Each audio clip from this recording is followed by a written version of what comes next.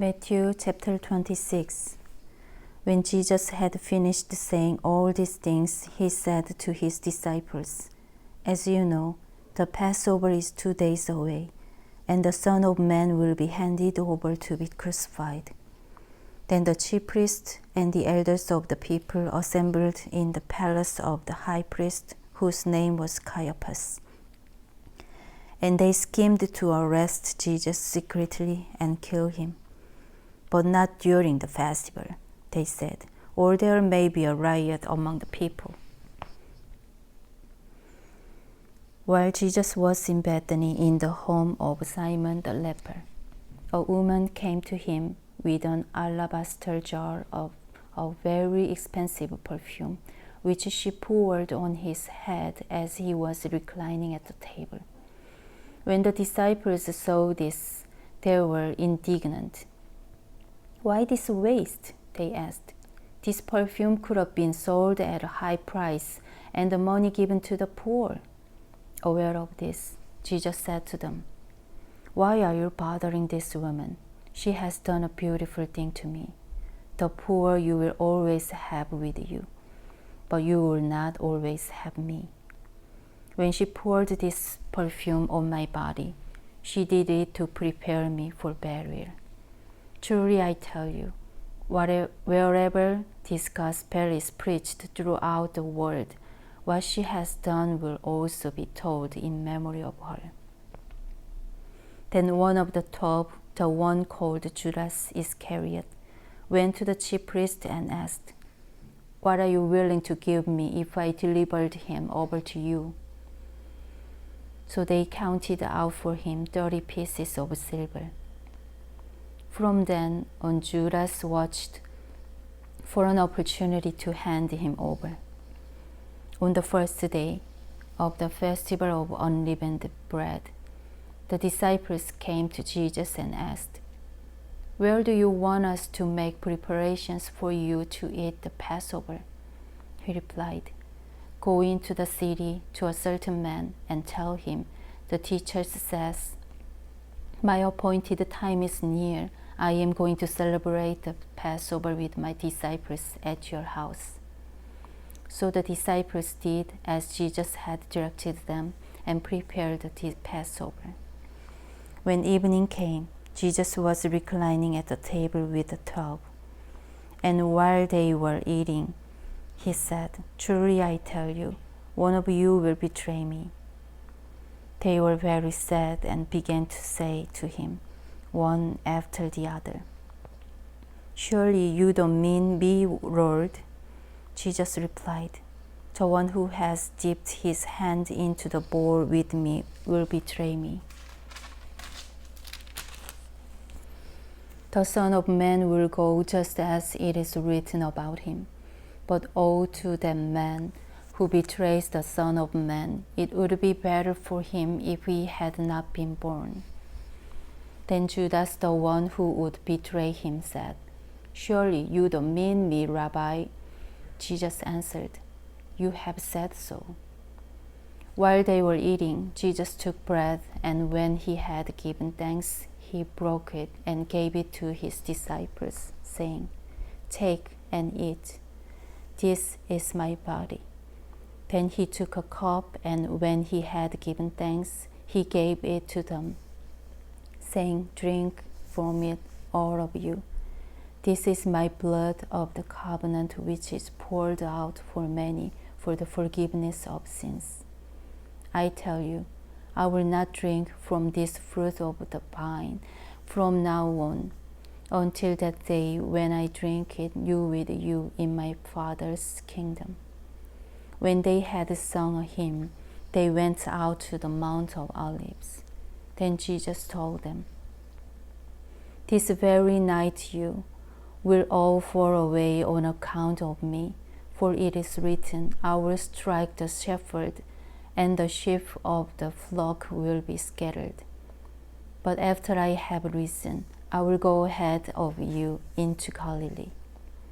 Peter replied, "Even if all fall away on account of you, I never will." "Truly I tell you," Jesus answered, "this very night, before the rooster crows, you will disown me 3 times.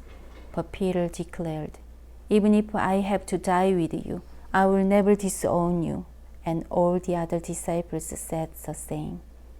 Then Jesus went with his disciples to a place called Gethsemane, and he said to them, sit here while I go over there and pray. He took Peter and the 2 sons of Zebedee along with him, and he began to be sorrowful and troubled. Then he said to them, my soul is overwhelmed with sorrow to the point of death. Stay here and keep watch with me. Going a little farther, he fell with his face to the ground and prayed, my Father, if it is possible, may this cup be taken from me, yet not as I will, but as you will. Then he returned to his disciples and found them sleeping. Couldn't you, men, keep watch with me for an hour? He asked Peter. Watch and pray so that you will not fall into temptation. The spirit is willing, but the flesh is weak.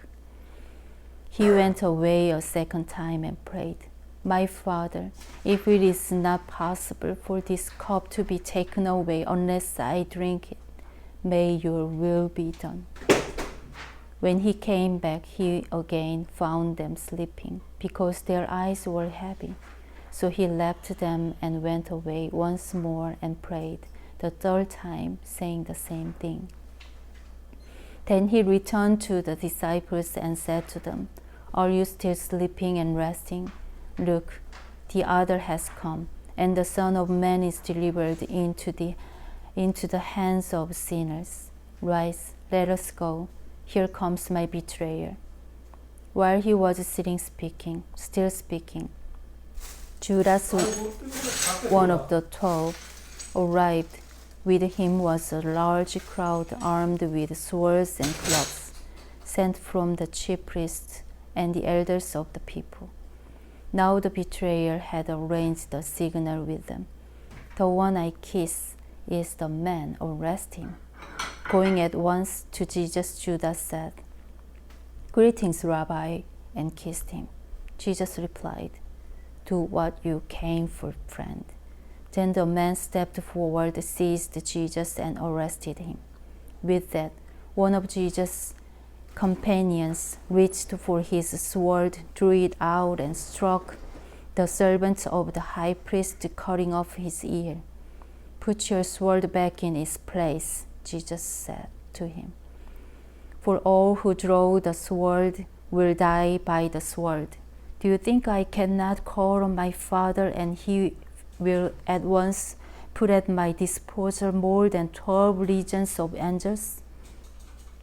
But how then would the scriptures be fulfilled that say it must happen in this way? In that hour, Jesus said to the crowd, am I leading a rebellion that you have come out with sword and clubs to capture me?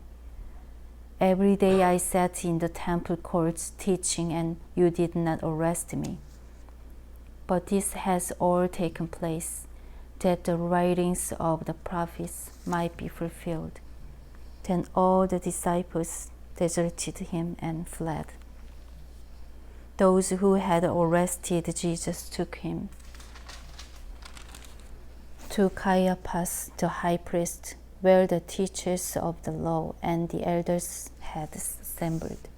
But Peter followed him at a distance, right up to the courtyard of the high priest.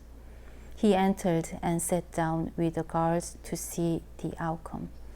The chief priest and the whole Sanhedrin were looking for false evidence against Jesus so that they could put him to death. But they did not find any, though many false witnesses came forward. Finally, 2 came forward and declared, this fellow said, I am able to destroy the temple of God and rebuild it in 3 days. Then the high priest stood up and said to Jesus, are you not going to answer? What is this testimony that these men are bringing against you? But Jesus remained silent. The high priest said to him, I charge you under oath by the living God. Tell us if you are the Messiah, the Son of God." "You have said so," Jesus replied. "But I say to all of you, from now on, you will see the Son of Man sitting at the right hand of the Mighty One and coming on the clouds of heaven." Then the high priest tore his clothes and said, "He has spoken blasphemy. Why do we need any more witness? Look, now I have heard the blasphemy. What do you think?" "He is worthy of death," they answered. Then they spit in his face and struck him with their fists. Others slapped him and said, "Prophesy to us, Messiah, who hit you?"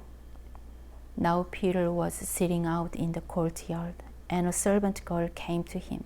"You also were in with Jesus of Galilee," she said.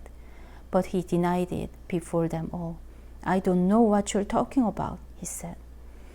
Then he went out to the gateway, where another servant girl saw him and said to the people there, "This fellow was with Jesus of Nazareth." He denied it again with an oath, "I don't know the man."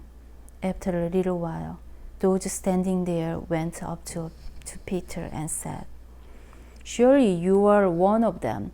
Your accent gives you away." Then he began to call down curses, and he swore to them, "I don't know the man." Immediately a rooster crowed. Then Peter remembered the word Jesus had spoken, "Before the rooster crows, you will disown me 3 times." And he went outside and wept bitterly. Amen.